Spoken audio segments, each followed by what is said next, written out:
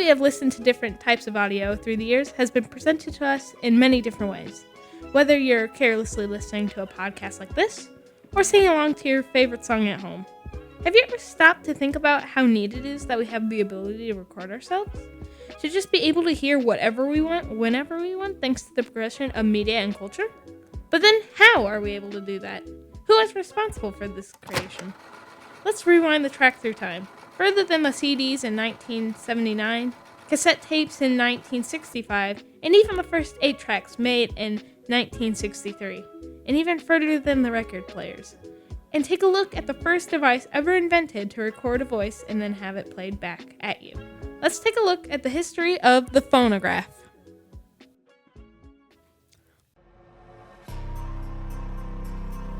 You're listening to the WJHS 91.5 The Eagle. Welcome to Media in the Making, a podcast where we look at the evolution of media from 1600 all the way to present day 2022. In this podcast series, we ask, how have different forms of media evolved and changed culture? Media in the Making, where media and culture are always changing. Now, let's take a step back in time. Back in 1843, Samuel Morse created the phonograph. He was not to be given all the credit, though. There are many different people who all contributed different principles to the phonograph. Thomas Edison is one you can refer back to, though. He further developed the phonograph into the invention of the gramophone. The phonograph was a cylindrical-based device that was able to record any sound and play it back, while the gramophone was a disc-based device that was able to record and play back any sound. The main difference between the two is the look of the device. It was considered to be one of the best inventions at the time. It changed the game when it came to music and culture. One example is the vocabulary in the music industry. Words like record are still used today when describing an album an artist puts together. This comes from when records were the only way of listening to music and the language has stuck.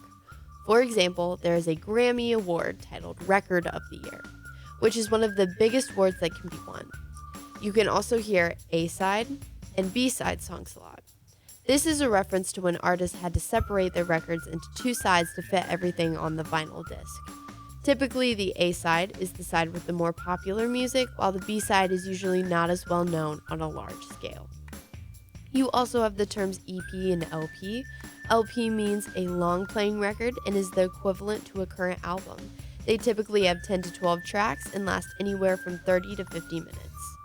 EP means extended play, and even though this may be a bit confusing, it's referring to an extended single, which is only one song.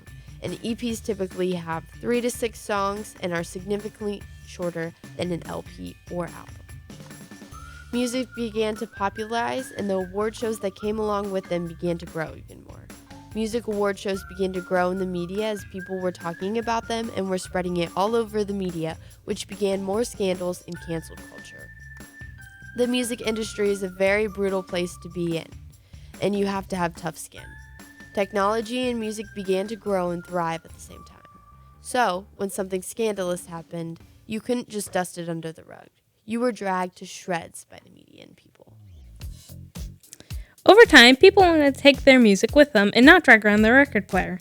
Then in 1963, 8 tracks were invented, and they influenced how we listen to music greatly. Now, you could be on the go and still listen to the songs with the small discs. The popularity of this concept had influenced the idea of people being able to leave the house while being able to listen to the songs that they had recorded onto the 8 tracks. They would record the music on the 8 tracks and would listen to them whenever they wanted, wherever they were. Soon, more changes began with how we listen to music. 8 tracks became cassettes. Cassette tapes were recordings of both video and audio. That means you can record not only your favorite song, but you can also have a visual of the band playing it. Those lasted about 30 years until CDs were invented. CDs were like cassette tapes, however took up less space and were easier to carry around. In today's world, we now have more ways to listen to music than ever. Streaming is the most current way. We now have access to more music than ever with streaming platforms. With one monthly payment, you can listen to all of the music you want. This has made listening to music cheaper from a consumer's point of view, as well as more accessible and a bigger component of culture. We know and expect to hear new music as soon as it's released just because it's a click away. With having this in high demand, people started to become a little more greedy with time. Slowly, people wanted more and more. Because of this new technology at their fingertips, it was natural to start wanting more and more. There is another component that comes with this product: music. The only way this product would continue to thrive is if people made more music to keep up with the growth of the phonograph. That's about when more and more people started coming out with more songs like Au Clair de la Lune. This was one of the first songs ever created with the phonograph. Overall, music and the culture around it have changed so much over time, including the way we listen to it. But because of Edison's invention, you're able to listen to this podcast right now. History will repeat itself, and music and the technology used will continue to evolve. Anyway, that's today's episode of Phonograph Today. Media in the Making is brought to you by WJHS 91.5 and the Eagle Tech Academy Mass Media classes. Media in the Making, teaching you about the evolution of media throughout history and its effects on culture. For more from the students, this podcast series is on the 91.5 website, WJHS915.org. Thank you for joining.